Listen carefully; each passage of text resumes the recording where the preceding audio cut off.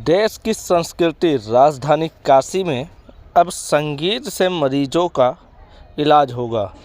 इसके लिए महात्मा गांधी काशी विद्यापीठ में देश का पहला म्यूजिक थेरेपी लैब तैयार हो गया है। इससे पहले म्यूजिक थेरेपी लैब में संगीत के जरिए मानसिक रोगों का इलाज किया जाएगा। विश्वविद्यालय में मनोवैज्ञानिक विभाग में इसकी स्थापना की जा रही है। माना जा रहा है नए साल से इसकी शुरुआत भी हो जाएगी। बताते चले कि विश्वविद्यालय के कुलपति प्रोफेसर A.K. त्यागी के प्रयास से ये सेंटर तैयार किया जा रहा है। मनोवैज्ञानिक विभाग के प्रोफेसर दुर्गेश कुमार उपाध्याय ने बताया कि सेंटर के निर्माण का काम अंतिम दौर पे चल रहा है। म्यूजिक थेरेपी लैब के लिए सभी इंस्ट्रूमेंट भी यहां आ गए हैं। बस फर्नीचर के कुछ काम के बाद नए साल से इसकी शुरुआत हो जाएगी। उसके बाद मरीजों का इलाज भी यहां होगा। म्यूजिक थेरेपी के बारे में स्टूडेंट को जानकारी भी दी जाएगी। सेंटर में 2 रूम हैं। इस लैब को 10,40,000 रुपये की लागत से तैयार किया जा रहा है। शासन से इस लैब के लिए 5,40,000 रुपये की वित्तीय सहायता दी है।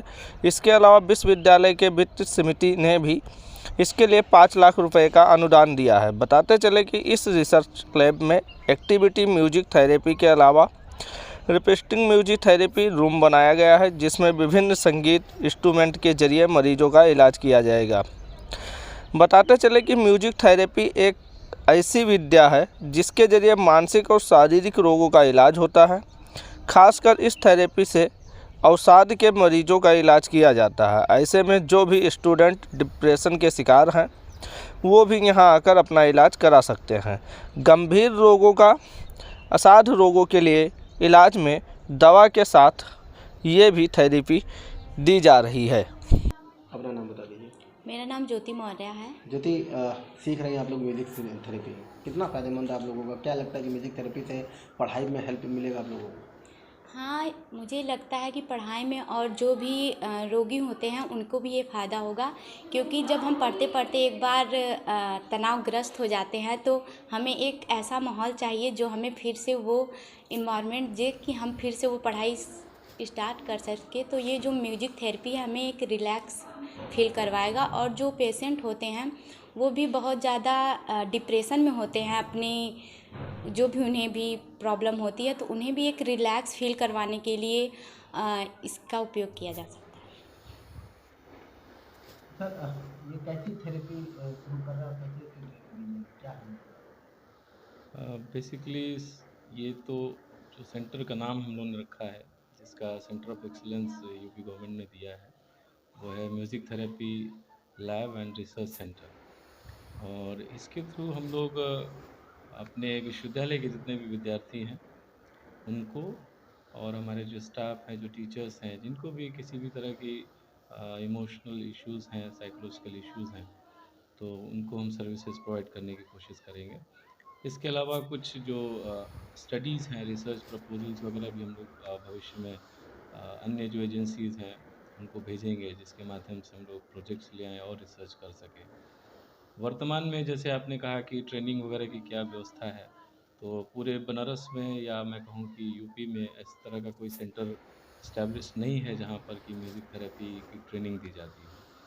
तो अभी हमारे जो भारत सरकार की जो पहल है राष्ट्रीय शिक्षा नीति 2020, तो उसके तहत हमने स्नातक स्तर पर वोकेशनल कोर्स, व्यावसायिक कोर्स एक शुरू किया, जिसको कि एकेडमिक काउंसिल से मान्यता के बाद शुरू भी कर दिया गया है 21-22 सत्र से, बेसिक्स ऑफ म्यूज़िक थेरेपी। और आने वाले समय में माननीय कुलपति जी की जो उनकी इच्छा भी है, और हर विश्वविद्यालय के जो विभाग हैं उनसे भी अपेक्षा की जा रही है कि कुछ इस तरह के training programmes, professional programmes, diploma programme शुरू किए जाएँ। तो मेरा ये मानना है कि शायद अगले सत्र से हम लोग सर्टिफिकेट कोर्स जो कि म्यूज़िक थेरेपी में हम शुरुआत कर सकें। और 1-2 ऐसी संस्थाएं हैं जैसे इंडियन म्यूज़िक थेरेपी एसोसिएशन है, तो उनसे हम लोग MOU वगैरह कर सकें, और ताकि जो एक्सपर्ट्स हैं उनको भी बुला के उनसे भी हम अपने विद्यार्थी जो इसमें एनरोल होंगे सर्टिफिकेट प्रोग्राम में, और भविष्य में अगर डिप्लोमा भी शुरू करने की बात आती है तो ये हम लोग के प्लान में है, योजना में है कि धीरे धीरे एक एक करके पहले ये सेंटर शुरू हो जाए, उसके बाद हम लोग प्रशिक्षण वाला भी कार्य शुरू करेंगे। जगह जगह जाके कार्यशालाओं का आयोजन करना, लोगों को अवेयर करना।